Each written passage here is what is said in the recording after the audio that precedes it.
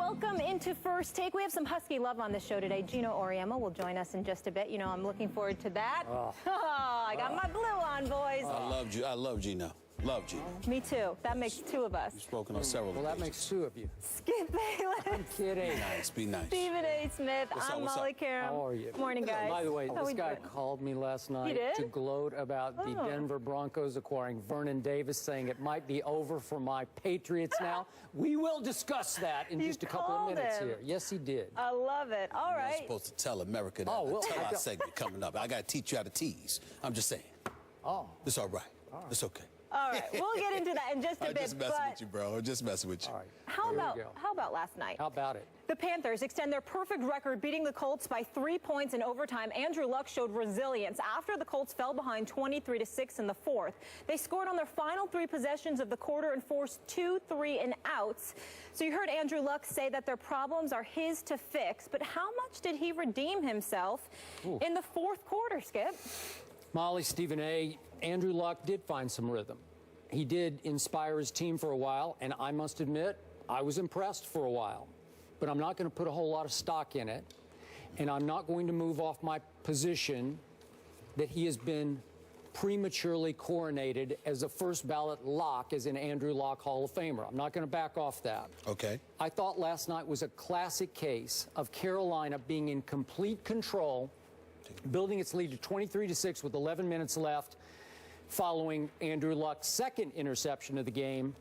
Then I thought the Panthers took their foot off the gas on offense, and they ran out of gas on defense.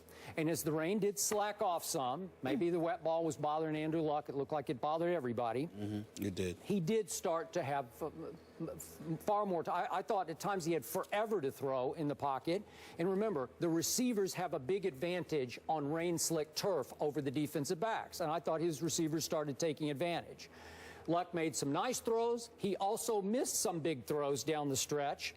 And I must say, that Whalen catch, quote unquote, that on 4th and 10 that kept the game alive, if we could see that real quick, that just wasn't a catch. I'm sorry, that was ground aided, and it should have ended the game right then and there, the Whalen catch on 4th and 10 late in the game. Then we had, there it is. Yep. Then we had Luke Kuechly dropping an interception in the end zone that also would have and should have ended the game. And then, of course, we had Andrew Luck's third interception of the game, which did set up the winning field goal for the Carolina Panthers. So it's hard to say that Andrew Luck redeemed himself in the fourth quarter, as well as he did play, because his QBR has plummeted all the way to 38 on scale of 100 this year. It has fallen, as you know, we've talked about several times. It has regressed every year, all 4 of his years, his QBR has. Andrew Luck, the turnover machine that he is, now leads the National Football League in interceptions, and he's only played 6 games out of the, out of the 8. Games, yes. So he's 1-5 as a starter, and I just didn't see enough last night to say he's back and I should back off my position. I just think he's astonishingly overrated, and I stand by that, and I want your thoughts. Can you defend him? Skip Bayless, I can defend the future of Andrew Luck because I believe that from a physical standpoint, it is undeniable the gifts that he has. From an intellectual standpoint, going to Stanford, playing college football the way that he played and playing over the first 3 years, the way that he played in the NFL, I believe in Andrew Luck. I believe that the future is incredibly, incredibly bright for him, the future. But at this moment in time, Andrew Luck looks awful. He looks god-awful. I mean, it is despicable, some of the interceptions that he has thrown. It's like he has brain lock, for crying out loud.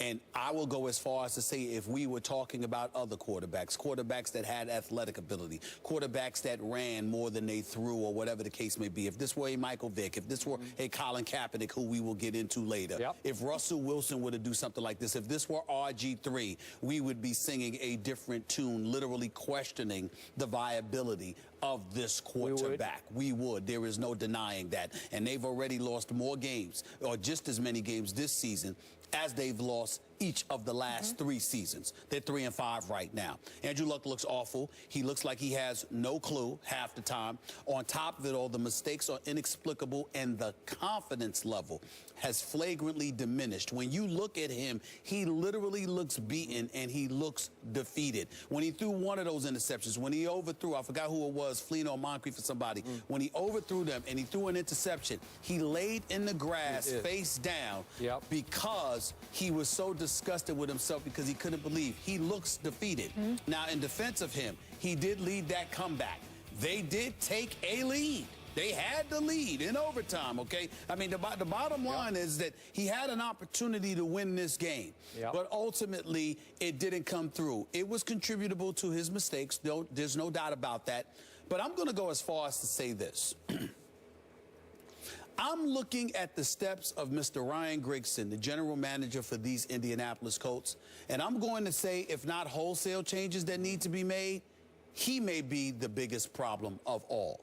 Now, I want to emphasize that I am not a football aficionado. I'm a reporter, and I read and I follow. I haven't been in a Colts locker room. I haven't spoken to Mr. Grigson personally, so I'm not in any way trying to decipher his level of intellect, his competency at the position, but this is a results-oriented business, and all we can go by is what we see. You're arguing with the owner, Jim Irsay, in the locker room. That's just not some argument about wins and losses. It's about the fact that this guy has the power. Skip Bayless, every GM doesn't have this power. But Grigson not only has the power to assemble a lineup, Skip, Molly, but he also tells Pagano who to put in that starting lineup. This is a guy that spent $55 million on wideouts, you know, and buffering their offense, but only $55,000 on the offensive line. You got a guy like Harriman who's now on the bench. Muhort was starting in place of him. You've got other things going on. This offensive line has been an issue for years. You haven't protected Andrew Luck enough. You haven't done enough to elevate his level of confidence, because you are right. There are a lot of people, myself included, who has raved about, about Andrew Luck. But the flip side to it, Skip, is that if I'm his GM, you know what I'm doing? I'm not raving about him. I'm doing all that I can to protect him, to facilitate his ability to shine. And I don't think enough has been done to help him. Frank Gore was supposed to be the answer. I know he cares. I know he runs hard, and he hasn't been a scrub by any stretch of the imagination. Frank Gore is to be respected. But spectacular is not the word that jumps out with you. Amar Bradshaw had a 23-yard run. He finished with 21 yards on 3 carries. Why? Because the other 2 were for -2 yards, okay? You look at their running game, it's been suspect. You look at their offensive line throughout his history in Indianapolis, it has been suspect. In no way, and I'm trying to absolve Andrew Luck, because I know you're right about how bad he has been as it pertains to the turnovers. But Skip Bayless, I would say to you, that if you were the general manager for the Indianapolis Colts and you had Andrew Luck as your quarterback, you wouldn't just be resting on the laurels that he has earned for you. You would think about putting things around him to protect him, even from himself. And I don't think that that has happened. You would see some of the flaws, and you would sit there and say, all right, we got to do this, we got to do this, we got to do that. That is not what Grigson is doing. And I think as a result, that's why Irsay got in his face. I think that's why Pagano is on the hot seat, when in fact, I don't even know how much coaching Pagano is allowed to do because of Grigson's presence, at least from what I've been told. So I look at it from that perspective, and I say that you have to sincerely think about making some kind of change in the hierarchy of the Indianapolis Colts, because the organization right now appears to be dysfunctional. The locker room just throws out a bunch of cliches. We got to keep grinding, we got to keep working hard, and all of this other stuff. But in the end, what it comes down to is that there's some serious changes, and I'm telling you right now, that's what you got to do. Kravitz column in the Star. Bob Kravitz. Bob Kravitz, I'm sorry, Bob Kravitz. Exceptional column today. I think he makes valid points. He covers this team, and you swear by him as well as I do. I mean, read the man's column. I think he says it all. Okay. Here's my problem with everything you just said. Okay. There's some hypocrisy going on because you loved this team before the season started. Yeah. Molly liked the team, I remember. I thought they were. The moves were I really agree. good. I agree with I thought they Stephen A. want to on come all up. of I don't this. think it's hypocrisy. Okay. I think that you go by what you're seeing, Skip. But you thought the pieces added were sensational, like this was going to put Andrew Luck over the top this year and into the Super Bowl. Well, I thought right? so, yes. Andre Johnson, an They experienced wide underperformed. receiver. Frank Gore, an experienced, viable running back. But the offensive line was something that we repeatedly pointed out. Okay, there's something to be said for a great quarterback making those around him better.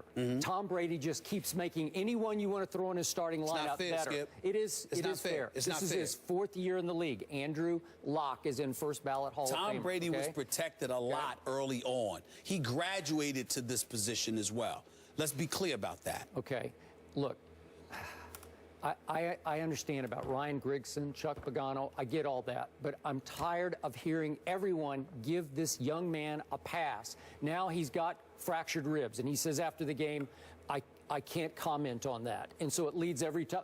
What conclusion does everybody jump Well, to? what do you want him to do? He does have fractured ribs. What do you want him to do? Lie Well, to do you? you want him to play or not? I'm saying If he he plays. plays, I say, I got to grade you as you play. Well, nobody's saying that you can't grade him, but you can't knock him for his answer when you ask the question. What's he? You want him to lie to you? Do you want him to look you in the face and tell you a bold-faced lie? How about the truth? Well, I'm just saying. Again, he said I can't comment on that. That's part of the truth. Okay. He's a player. But the Ryan Grigson organization is on record as saying he's not hurt, and I didn't put him on the injury report because he's not hurt. Yeah, but you don't know if Ryan Grigson So which is it? You don't know if Ryan Grigson and Chuck Pagano told him don't touch on it.